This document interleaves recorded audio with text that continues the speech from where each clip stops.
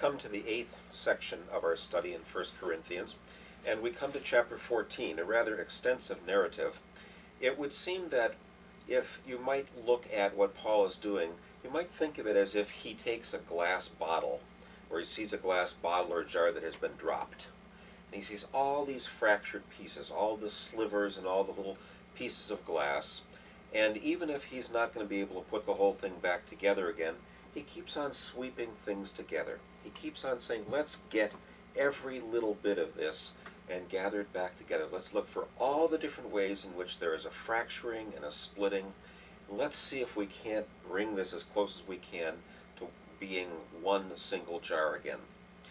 The archaeologist who will go into a dig site might surprisingly not find all the pieces of a pot that have been broken. Who knows whether there was a piece that was kicked around and moved elsewhere when the broken pottery was at the surface.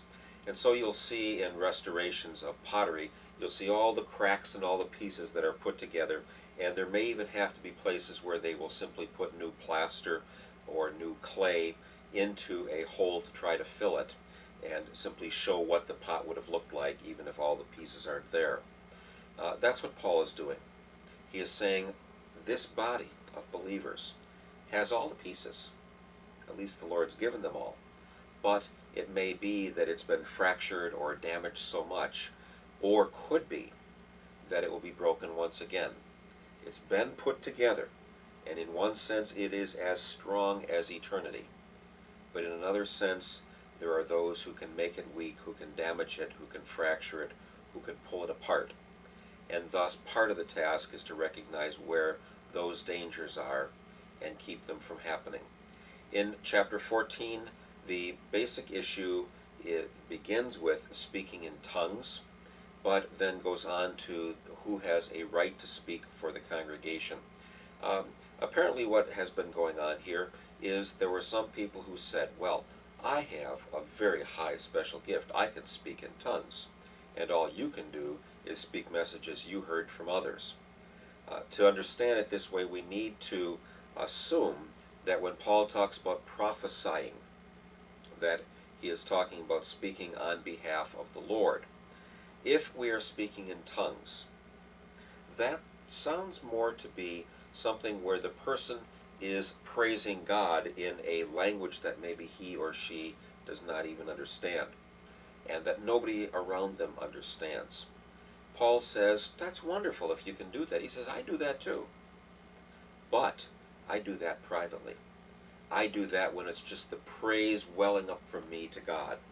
So he doesn't deny that there is speaking the ability to speak in tongues, but he simply says that's not going to do the body any good unless somebody knows what you're doing.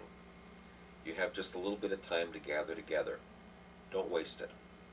Don't make it something where somebody is a show-off. If it's not of benefit to the entire body, it's not worth doing. And thus, Paul says, seek to love and to prophesy. And if you have tongues, that's fine. But the tongues deal with the mysteries of God, and we're not going to be able to always know what's going on in the depth of the mysteries.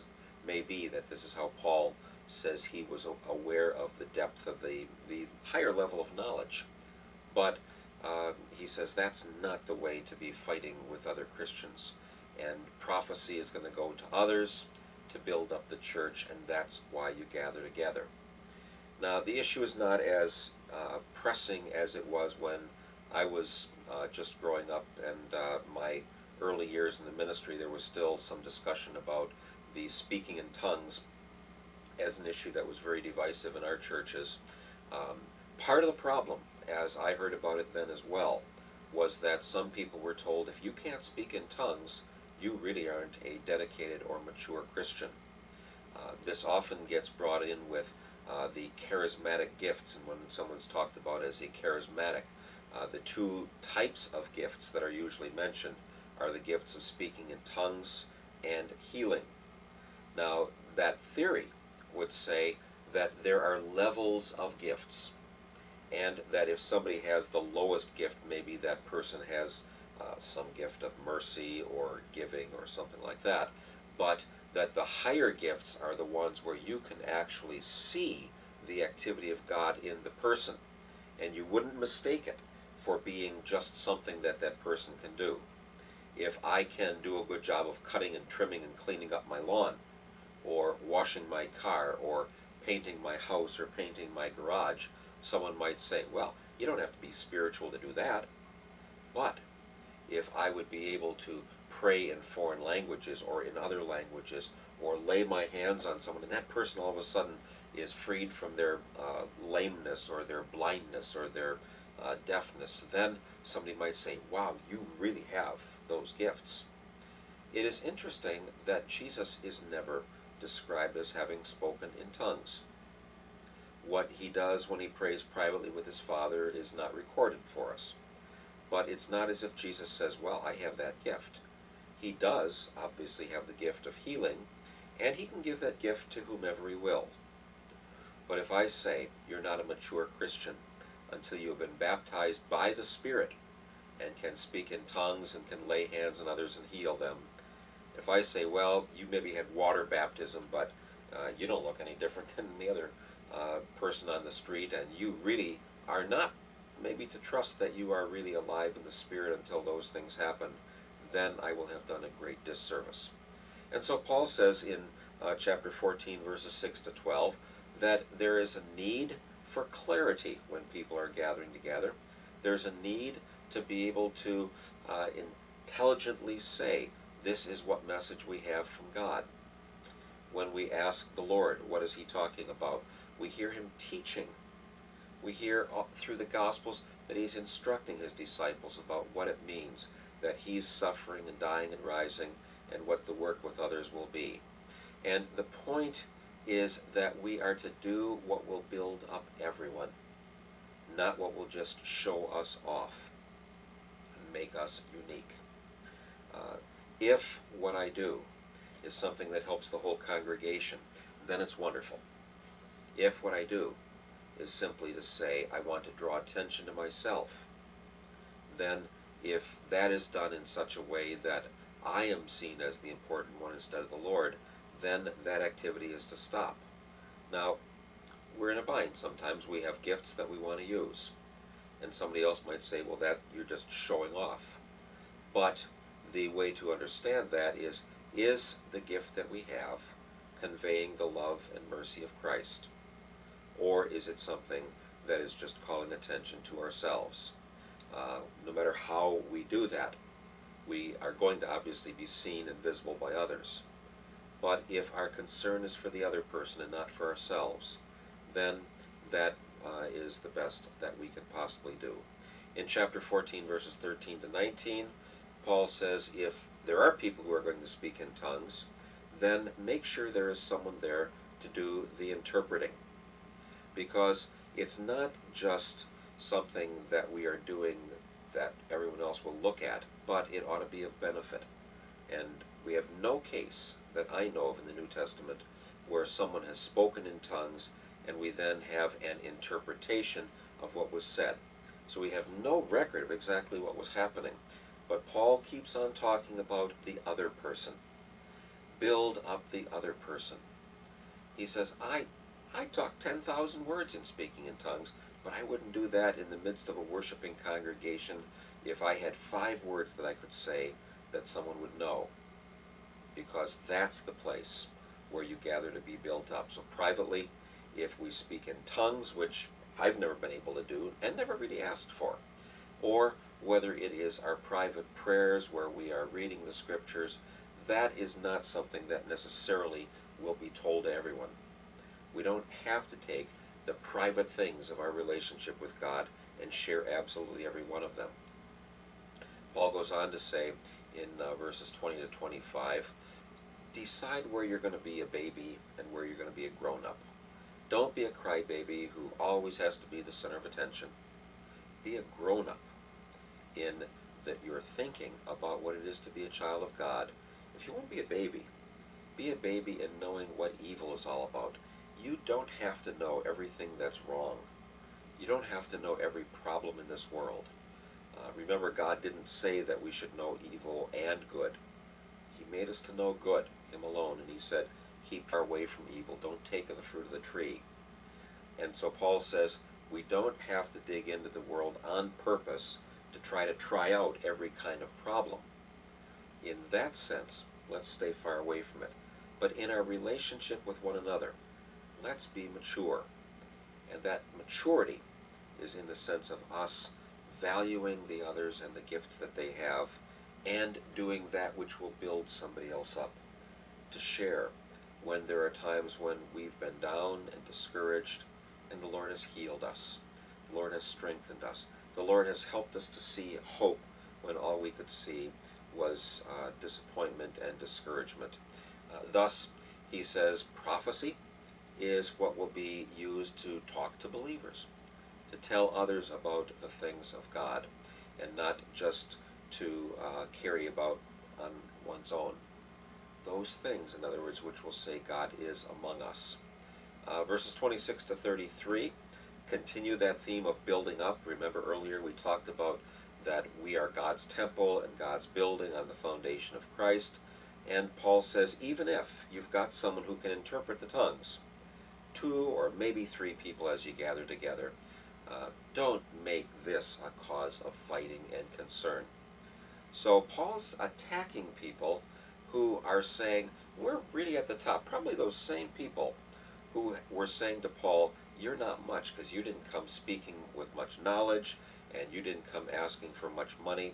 And it may be that he's been gradually building to this, to say to those people, you ought to be ashamed of yourselves, that you think you're the mature ones, and really you're making trouble for others. You're trying to fly the plane when it's the Lord who's in the cockpit. And as he says this, he says, better be silent about such things than to try to push your way in. All of a sudden then, out of the clear blue, he starts talking about the role of women speaking in the church in verses 34 to 36. You'll remember that a couple chapters ago, he said when women are prophesying, speaking about what the Lord has done, they're to have their head covered, which means they were talking in the worship. Now he says women are to be silent in the church. Well, what's going on? If it is someone who says, and this is where we get into difficult territory and struggle with this in our own church body as well. But it would seem that what Paul is getting at is, if those who were speaking in tongues were trying to lord it over others, then they should be silent. And in the same way, if there were women who were saying, we are now superior to anyone else, we have the Spirit, and everything coming out of us is exactly right, then they too were to be told to keep silence in the church, as Paul says was true in their culture as well. Now let's ask the question, does Paul talk about this as something that is only a time-bound custom, or does he talk about this in the role or in the sense that he does back in the previous chapter, where he says that the wife is subordinate to the husband? The main thing seems to be where Paul says, let them ask at home if they have any questions, that maybe there was a kind of an overstating of the case, a talking out loud whenever someone said, well, I think this is right, and I think that is right, and what are you doing this for, and what are you doing that for? In the culture, women were to keep silence. They were to have no role whatsoever, and they were to discuss things at home with their husbands. Paul says here, if you're going to get in that position where you're going to be lording it over others, do you think you're the only ones who got the message and who have heard from the Lord? Then he says it's shameful that such things are going on in the worship service. And because God is the head, then we are to stay in a relationship where we are under his authority.